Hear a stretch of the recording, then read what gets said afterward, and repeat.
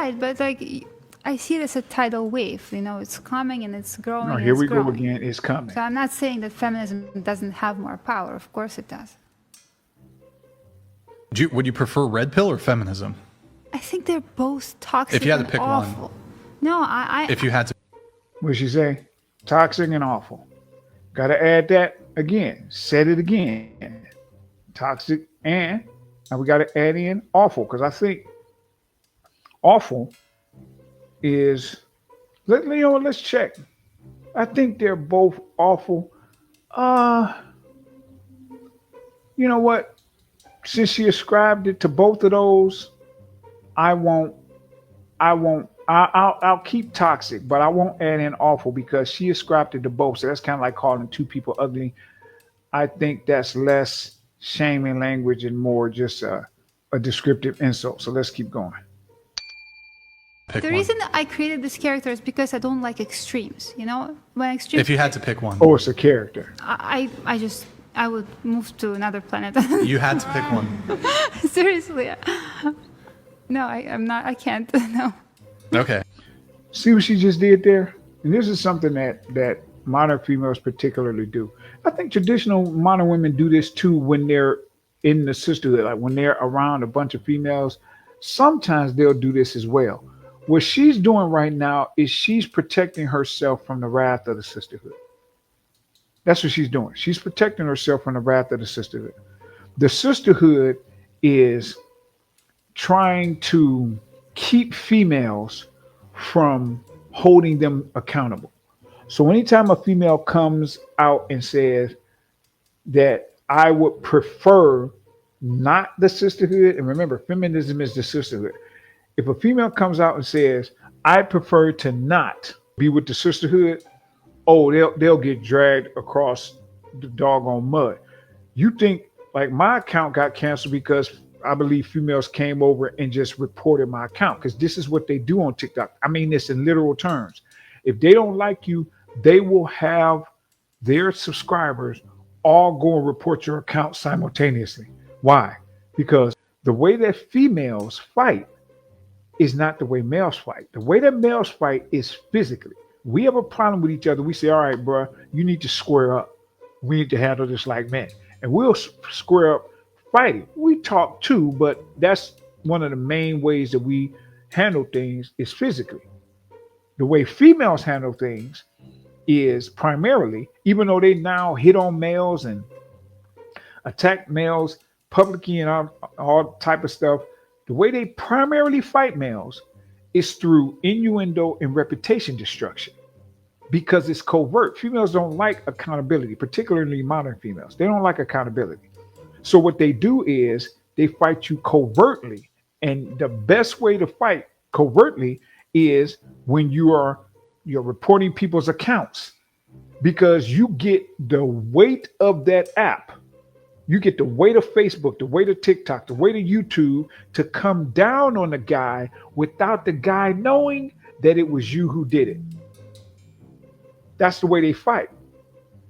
So when this female has to say something publicly and say that she agrees with males publicly, that she agrees that feminism is worse than the manosphere, then guess what's going to happen?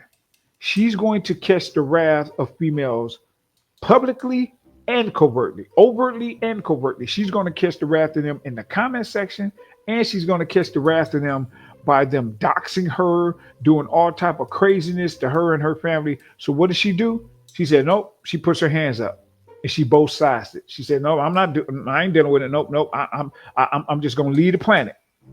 This is what they do.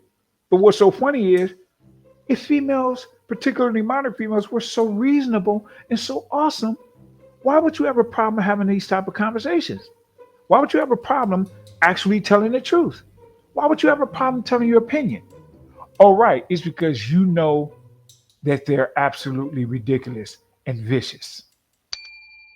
Well, I mean, you could, but I just think they're mirror images of each other, and they're both just awful. Bull crap. okay, but I They're not even close disagree. to being mirror I don't think that, like Patrick was saying, as it relates to some of the prescriptions of the red pill. And the red pill, like, what exactly is that? It's Yeah, kind yeah, of. yeah. It's hard to define it, but like, But- I think but you gen- know what I mean. But some of the things, I mean, generally speaking, the red pill is talking about we live in a gynocentric world order. I mean, Facts. that's true. Divorce courts are totally lined against men and are robbing men from paternity and access to their children. That's also Facts. true. Hypergamy, that it's very difficult for men to find women that won't like level up at the first opportunity that they have. That's also That's true. facts. So there's a lot of things within the red pill that are very much true, Right. just about the state of the world. And I may have my own differences with Andrew Tate regarding polygamy or how he does his own lifestyle and family organization, but most of his content is really getting young men to desire to become the best version of themselves. Exactly. And I think if we want a more stable and less of a crime-ridden society, men, especially young men, becoming the best version of themselves is the best thing that's for everybody at this table. And it's See what just happened? That guy is actually inside of the manosphere. He's actually inside the red pill space. So he actually knows what it is, what's going on. What are we trying to do in this space? He actually gets it.